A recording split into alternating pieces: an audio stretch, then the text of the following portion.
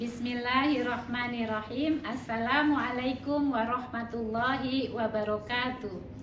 Bapak Ibu dosen penguji yang saya hormati, perkenalkan, nama saya Mamlu Abdul Niam selaku guru bimbingan dan konseling di MAN 11 Jakarta, sekaligus mahasiswi PPG dalam jabatan kategori 1 program studi bimbingan dan konseling di Universitas Negeri Malang tahun 2023 dengan nomor peserta PPG 2012846176001 dan nomor induk mahasiswa PPG 2331127033340.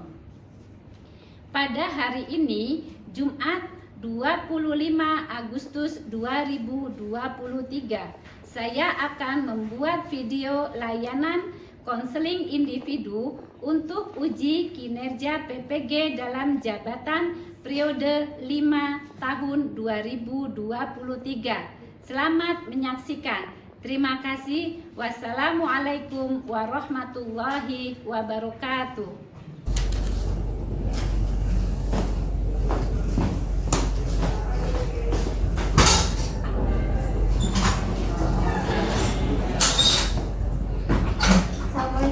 Waalaikumsalam. Ayo silakan duduk, Mbak.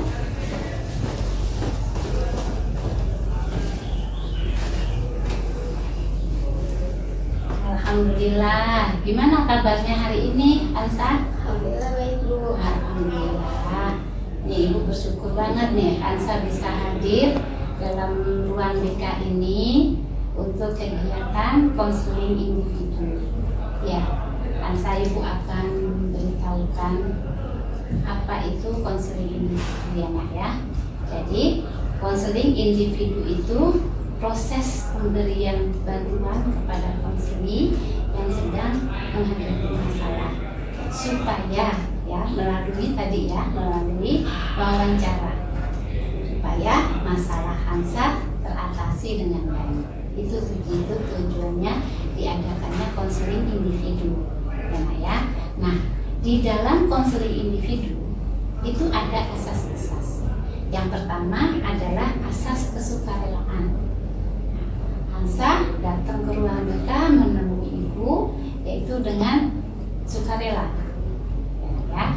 Terus yang kedua ada asas keterbukaan. Hansa silakan terbuka apa yang ingin Hansa sampaikan kepada Ibu sebagai konselor. Yang ketiga adalah asas kekinian.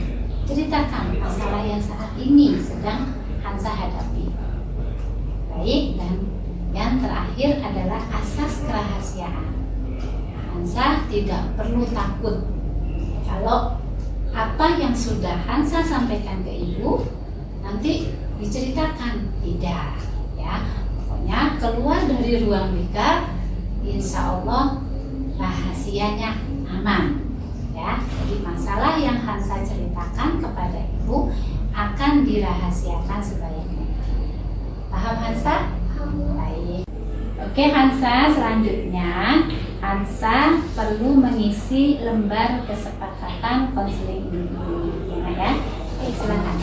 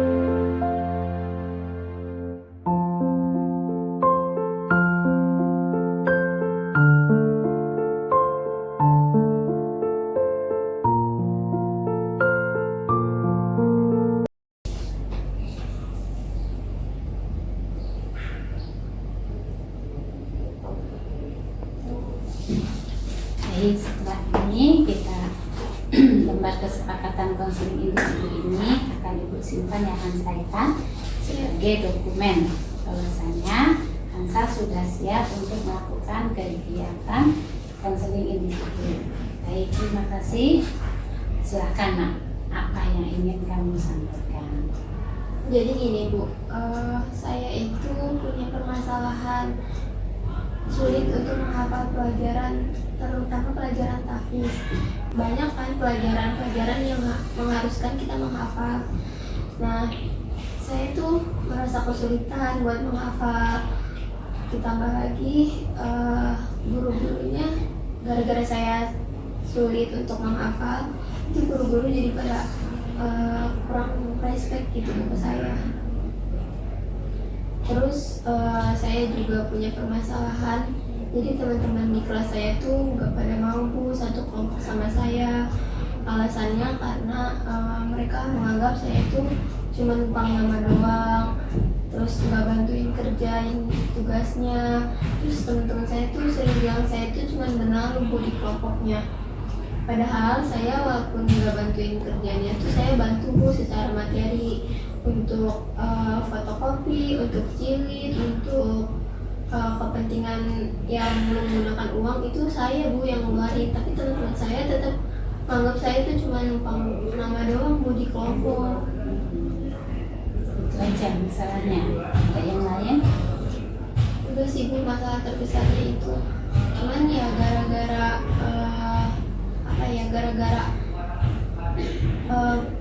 pembelajaran yang banyak menghafal itu kan lumayan banyak kan ya Bu. Terus gara-gara saya sering telat gitu Bu, saya takut nilai saya jadi turun. Terus saya pernah dengar juga dari Ibu Wakil Kurikulum, katanya kalau misalkan saya ini nilai pelajarannya tuh ada 6 di bawah KKM itu saya bisa nggak naik kelas. Terus rasanya kamu bagaimana ketika Ibu Wakil Kurikulum atau beberapa guru berbicara tentang Hansa, tentang tugas-tugas mata pelajaran yang tidak tuntas? Kayaknya sih biasa aja Bu. Tapi sebenarnya saya takut Bu kalau saya nggak naik kelas. Saya bingung juga Bu, kayak tugas-tugasnya itu banyak yang belum kan ya Bu. Terus teman-teman saya kayak gak mau bantuin saya juga Bu, saya jadi bingung. Iya. Tadi Hansa cerita Hansa ikut terlibat di dalam kelompok belajar, ya. Terus Hansa katanya jadi benalu kata teman-temannya. Tapi Hansa merasa punya pamrih di sana, di antaranya bayar fotokopi. Nah kalau bayar-bayar begitu uang dari mana? Kebetulan saya ini bantuin padi saya itu punya warung kopi Bu. Nah saya ini bantuin kerja di sana, bantu melayani gitu. Terus saya diberi upah sama padi saya. Gitu. Kamu kerja berarti ya dengan Pak D. Itu dari hari apa sampai hari apa? Terus jam berapa? Kan kamu sekolah. Nah kalau saya biasanya bantu-bantu tuh sepulang sekolah Bu, dan setiap hari. Cuma pada saya tuh udah bilang kalau misalkan saya itu mau izin ada keperluan sekolah gitu-gitu tuh saya sebenarnya dibolehin Bu, asal bilang dulu. Tapi kalau untuk Sabtu Minggu saya usahain ada di situ Bu, karena rame biasanya Sabtu Minggu tuh Bu. Oh gitu. Terus tapi Hansa suka kerja itu? Suka Bu, karena nggak kerja yang berat banget, terus saya mendapatkan hasil gitu dari situ, jadi saya suka. Begitu. Nah untuk yang tadi tentang setoran hafalan ya belum tuntas karena banyak mata pelajaran yang memang juga tentang agama ya, khususnya PAI ya kalau di masa ini. Nah kendalanya Hansa itu apa karena belum tuntas ya? Kendala belum tuntasnya itu karena apa saja Nak? Saya belum menemukan metode hafalan yang gampang gitu menurut saya. Jadi menurut saya tuh hafalan tuh susah Bu, kata-katanya kayak saya sulit buat ada gitu Bu. Pagi menurut saya susah. Oh gitu. Baik Hansa, ini kegiatan konseling kita ini sudah pertemuan yang kedua ya. Jadi yang pertama ketika Hansa datang ke Ibu itu Ibu sudah studi kasus ya, sudah wawancara ke beberapa guru mata pelajaran khususnya guru PAI, juga ke orang tua Hansa. Terus ke Hansa juga ya, bahwasanya Hansa sulit mengendalikan diri, emosinya meledak-ledak gitu ya Nak ya. Nah terus memang menurut informasi yang Ibu dapatkan, Hansa ada beberapa mata pelajaran yang belum tuntas tugasnya, khususnya di setoran hafalan Quran. Ya, kalau di kelas 11 itu kan ada ya Hansa ya, setoran hafalan surah Al-Anbiya. Nah itu Hansa ternyata katanya belum setor sama sekali. Baik. Nah Hansa bingung nih metode apa yang harus Hansa lakukan. Selama ini yang sudah Hansa lakukan untuk mencoba ya setoran hafalan yang sudah kamu lakukan apa Nak waktu di kelas 10 dulu? Biasanya saya baca berulang-ulang gitu Bu. Cuman kalau dulu waktu kelas 10 kan saya PJJ ya Bu. Terus nggak banyak yang ngerusuhin gitu Bu. Cuma kalau di kelas saya lagi hafalin terus diganggu-ganggu terus sama temennya. Iya. Jadi Hansa sendiri tadi ya teman kelompok Hansa dikata benalu. Terus ketika ingin keadaan tenang, ketika ingin setoran ke guru tahfiz, ternyata Hansa juga nggak bisa fokus ya, konsentrasinya jadinya pecah karena tadi teman-teman yang mungkin berisik gitu ya. Baik, jadi sudah dicoba itu Hansa ya. Memang kita ada perbedaan saat PJJ, saat kita sudah mulai belajar normal kembali ya. Jadi kita harus adaptasi lagi dengan suasana itu ya Hansa ya. Baik kalau begitu Hansa kalau seandainya nih emosinya meledak-ledak itu sebenarnya sedang memikirkan apa? Saya tuh mikirin gimana caranya ya Bu, kalau misalkan teman-teman itu mau berteman sama saya gitu, saya nggak dikucilin di kelas. Terus saya pengen saya bisa menghafal kayak teman-teman semua Bu. Setorannya gampang, terus disukain sama guru-guru juga gitu Bu. Sudah berusaha belum supaya dicintai oleh guru-guru, disukai oleh guru-guru, itu bagaimana caranya? Bingung sih Bu, gimana ya Bu caranya Bu? Bingung ya? Baik. Ya, memang kalau Bapak Ibu guru pastinya akan aware ya dengan siswa-siswinya yang rajin, itu yang utama. Ya, yang rajin, menyelesaikan tugas dengan baik, menyelesaikan tugas pada waktunya. Nah, menyelesaikan tugas ya diantaranya tadi setoran hafalannya sudah mencapai target yang sudah ditentukan.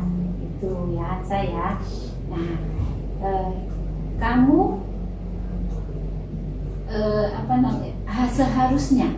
seharusnya itu bisa tadi melihat bagaimana ya teman saya kok bisa dia setor hafalan tepat waktu, bahkan belum sampai target dia sudah selesai.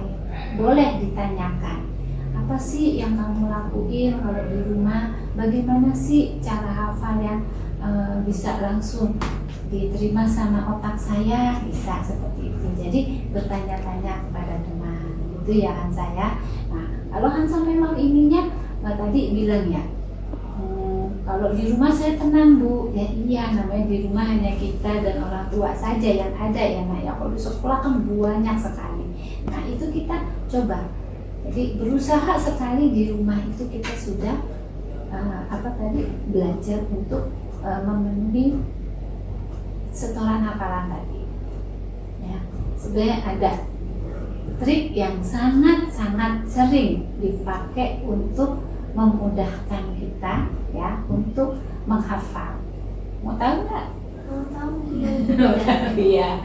Ya, jadi gini Hansa, satu ayat Quran surah Al-Anbiya tadi, kamu ulang-ulang. Pertama 3 kali dulu. Hansa bisa ngaji kan? Bisa. Alhamdulillah ya Allah ya. Nah justru kalau kita ngaji biasanya lebih mudah. Nah 1 ayat kamu ulang-ulang dulu, misalnya sampai 3 kali. Ternyata nggak bisa.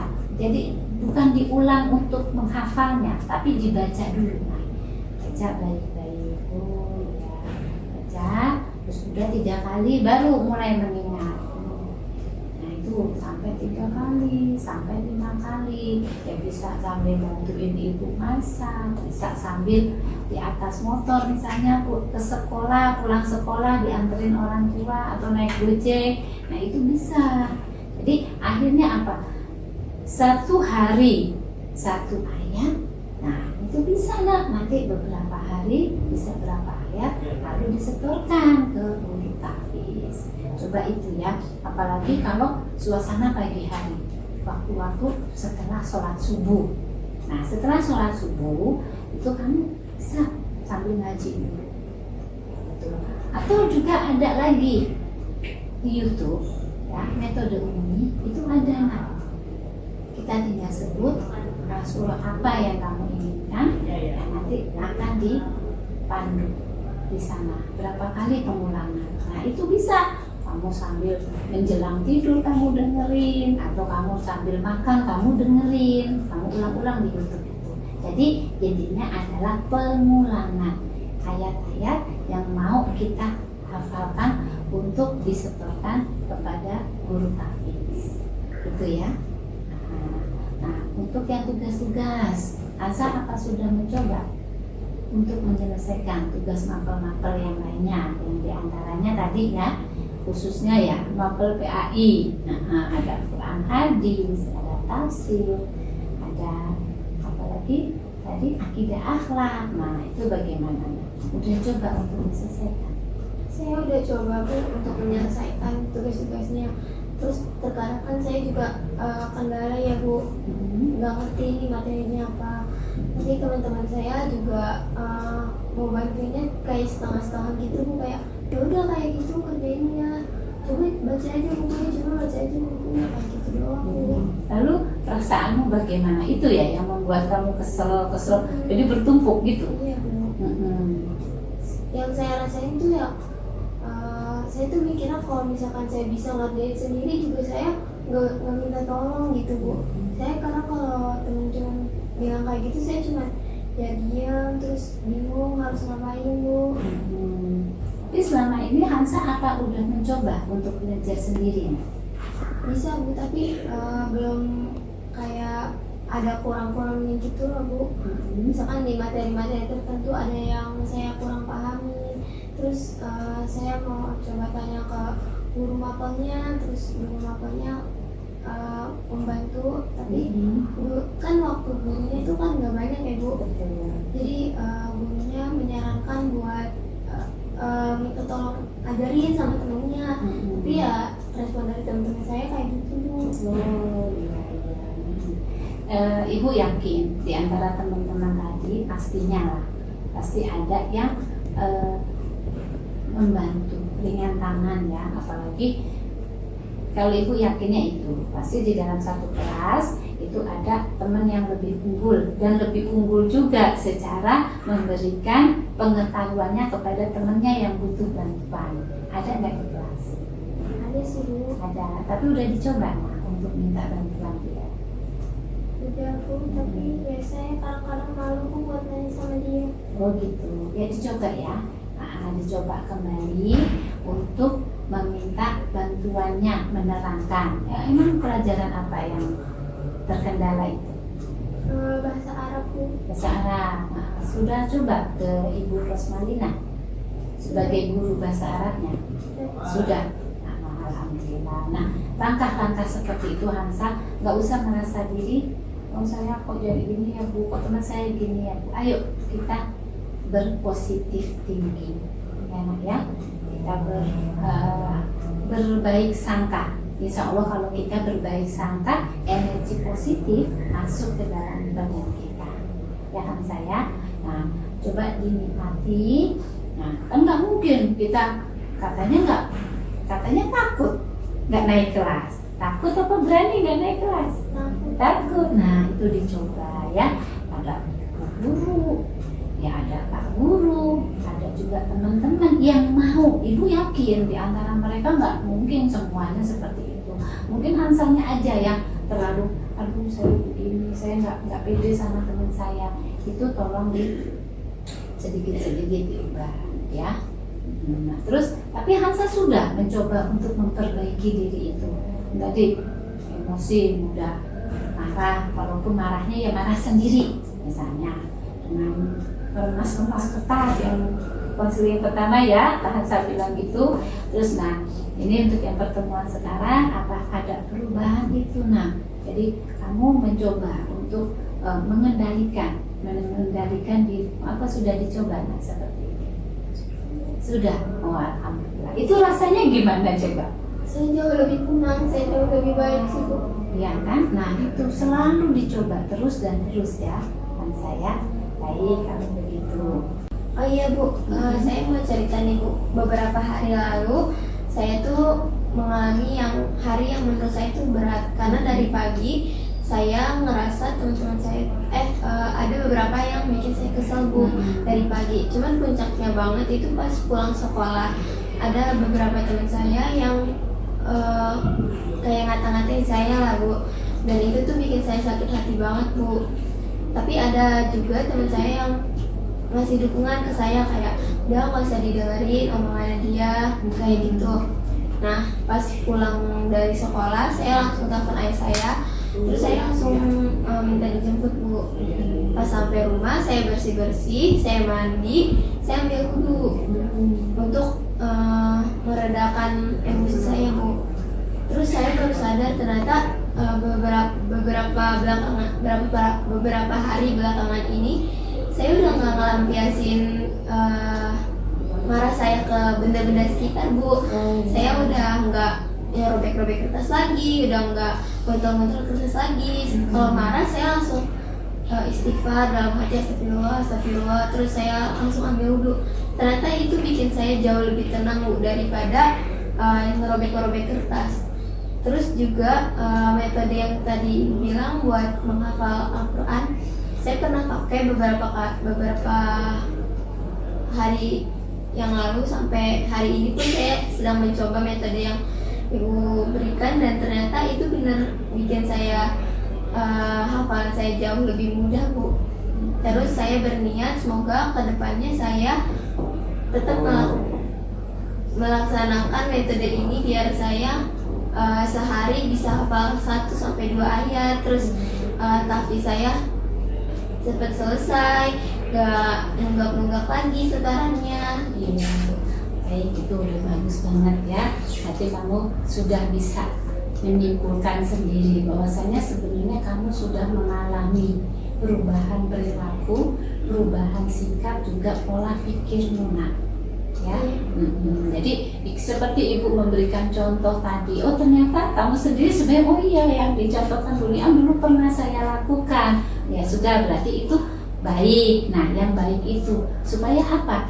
Kita tidak tertinggal jauh oleh teman-teman kita. Kalau memang permasalahannya adalah setoran hafalannya belum mencapai yang ditargetkan, gitu ya. Terus ada perubahan perilaku. Alhamdulillah kalau kamu akhirnya, oh iya ternyata kita itu tidak boleh selalu bersuzon sama teman. Nah udah mulai nih, ketika kamu kesel ternyata ada teman yang baik. Nah itu tadi masih ada teman yang baik ya. Kepada Hansa support terus, tenang Hansa, semangat gitu. Udah jangan didengerin. Nah kalimat-kalimat itu kan kalimat-kalimat motivasi, perhatian teman kepada Hansa. Jadi Hansa nggak usah merasa diri minder ya.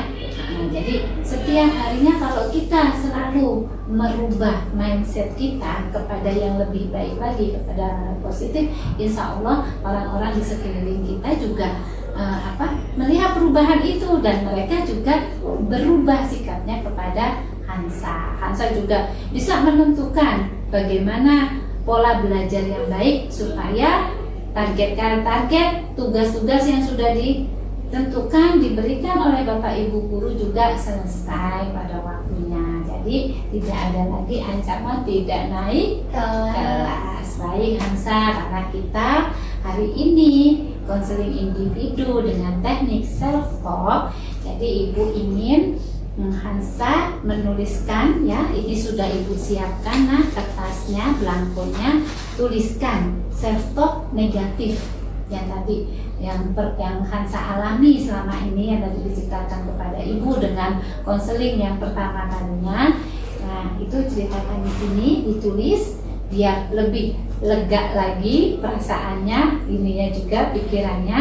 Nah, nanti juga ada self talk positifnya. Nah, menurut Hansa solusinya apa? Bisa? Baik. Oke, silakan, Nak.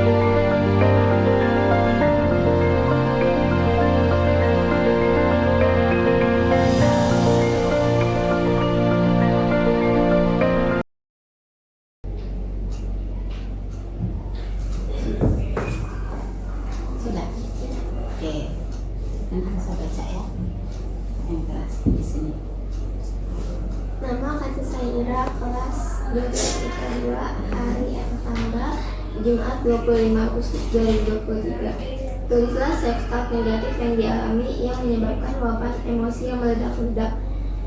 Yang pertama, sering dibilang menaruh oleh teman-teman. Yang kedua, sering diancam tidak naik kelas. Yang ketiga, sering dijauhi teman. Yang keempat, sulit menghafal pelajaran. Terus tulislah self-talk positif yang dirasa tepat untuk mengatasi masalah yang dihadapi.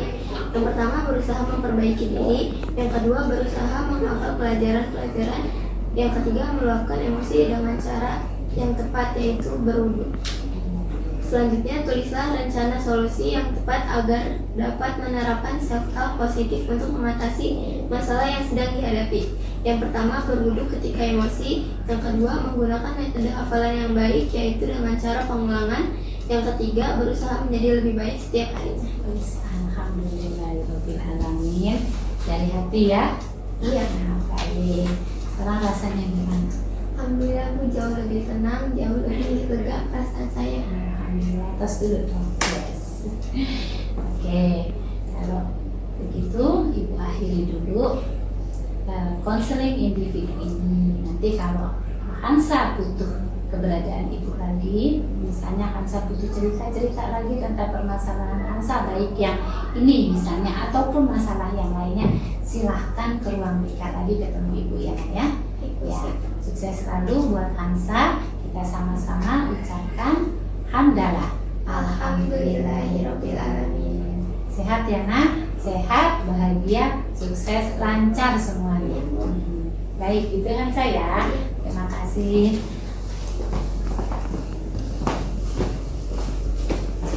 Waalaikumsalam.